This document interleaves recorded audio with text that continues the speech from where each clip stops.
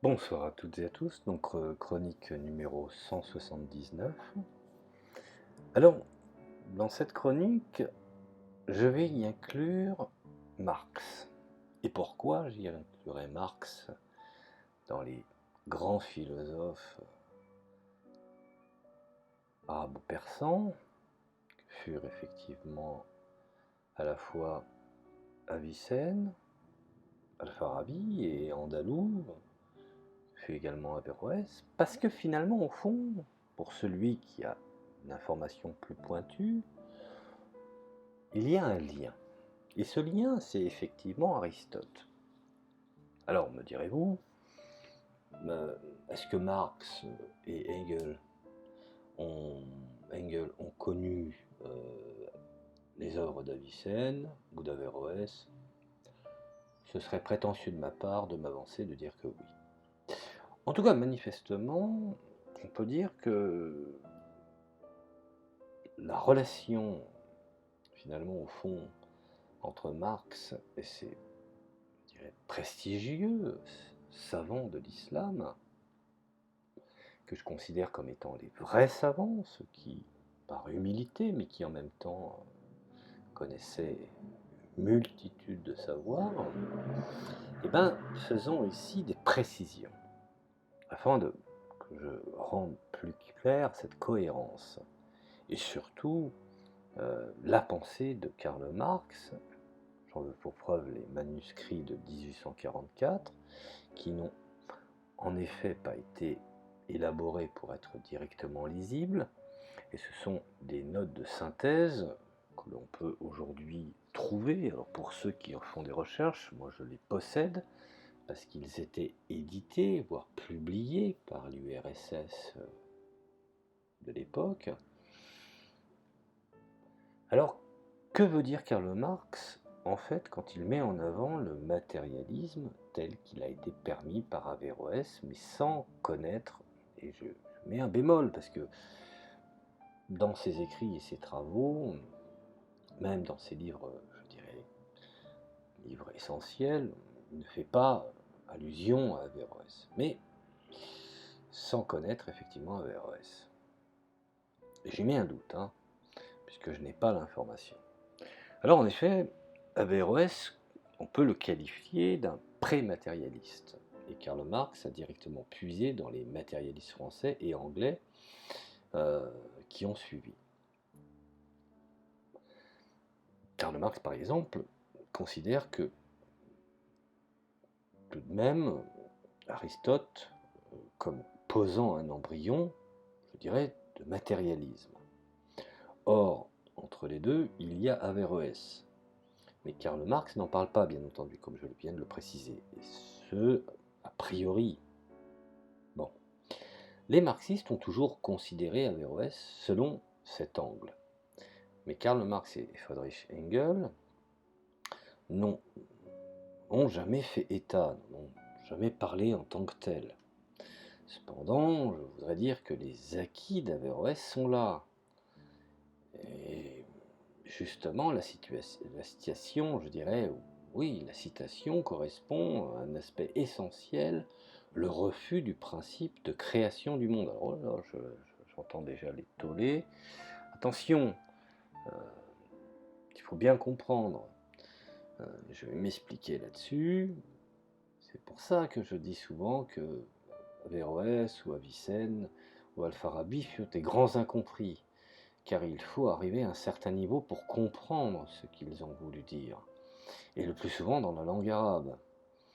Alors, je vais essayer d'expliquer avec mes faibles moyens. Ainsi, on ne peut pas exister par soi-même. La position, par exemple, anarchiste, petite bourgeoise, consiste justement à prôner l'artisanat, voire la libre entreprise autogérée. Bon, pour ça, ce sont des points fondamentaux. Mais Karl Marx est un communiste et affirme donc la nécessité pour l'humanité de se ressaisir, donc réapproprier, d'acquérir la conscience de son unité. Sans prolétaires ni bourgeois, les individus cesseront ainsi de se considérer comme dépendants. Et ils s'éloigneront, je dirais, du principe de dépendance et donc de création extérieure. Et c'est cela que Karl Marx veut dire dans les phrases suivantes. La dernière phrase soulignant la dignité du réel, les masses opprimées n'ont pas l'expérience de l'autonomie. Ça, on a pu le constater. Alors, je vais citer Marx là-dessus, pour bien étayer mon propos. Mais je vis entièrement de la grâce d'un autre si non seulement je lui dois l'entretien de ma vie, mais encore si en outre il a amené ma vie à exister, si il est la source de ma vie, et ma vie a nécessairement un semblable fondement en dehors d'elle, si elle n'est pas ma propre création. C'est pourquoi la création est une conception très difficile à chasser de la conscience populaire. Le fait que la nature et l'être humain soient par eux-mêmes est incompréhensible au peuple parce que cela contredit toutes les évidences sous la main de la vie pratique. Alors, bien entendu, ce langage est un peu obscur.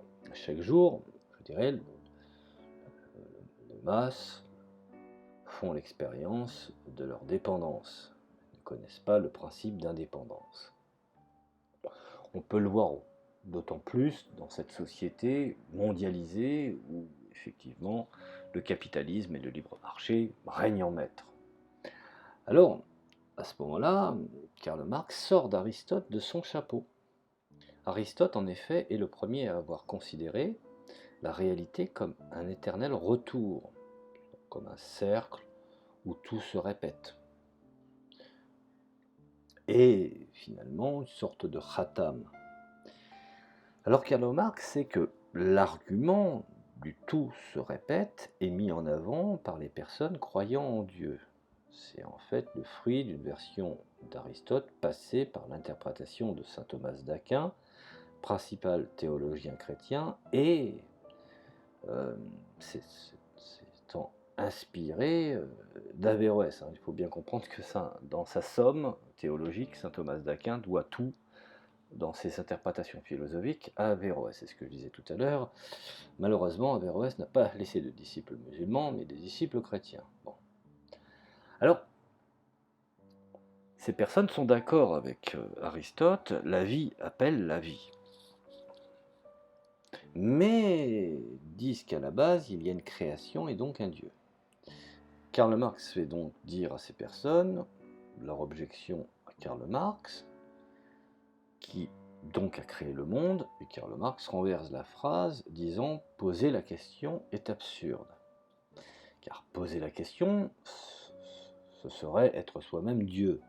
Car en dehors de ce qui aurait été créé, ce que veut dire Karl Marx, c'est que l'être humain ne peut pas, je dirais, ne peut pas le concevoir en dehors de la nature, et il lui appartient, et il peut pas dire, soyons logiques, je n'ai rien à voir avec rien, et je regarde les choses de l'extérieur, et finalement il n'y a pas d'extérieur. Et c'est là une thèse fondamentale du matérialisme dialectique, et je dirais de la raison pour laquelle, je dirais, certains scientifiques parlent de biosphère. Alors, pour étayer ce que j'avance, ne pas trahir effectivement cette analyse, voici donc ce que dit Karl Marx. Alors je cite, « Mais tu répondras, si je t'accorde ce mouvement cyclique, accorde-moi la progression qui me fait remonter de plus en plus haut, jusqu'à ce que je pose la question qui a engendré le premier être humain et la nature en général. Je ne puis que te répondre, ta question est-elle même un produit de l'abstraction ? Demande-toi comment tu en es arrivé à cette question, demande-toi si ta question n'est pas posée en partant d'un point de vue auquel je ne puis répondre parce qu'il est absurde, demande-toi si cette progression existe en tant que telle pour une pensée raisonnable. Si tu poses la question de la création de la nature et de l'être humain, tu fais donc abstraction de l'être humain et de la nature. Tu les poses comme n'existant pas, tu veux pourtant que je te démontre qu'ils sont existants, je te dis alors, abandonne